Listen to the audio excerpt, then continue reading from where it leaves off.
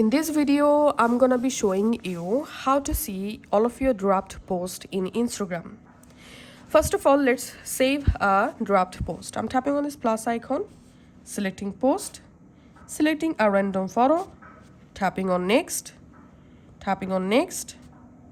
writing a dummy caption here, and tapping on this back icon, close, and tapping on save dropped.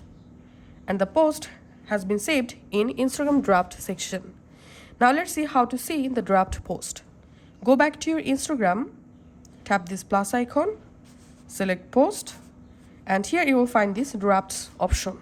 Tap on that, and this is your dropped folder. Here you will find all of your saved dropped post.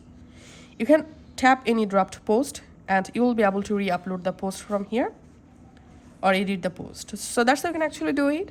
Thanks for watching.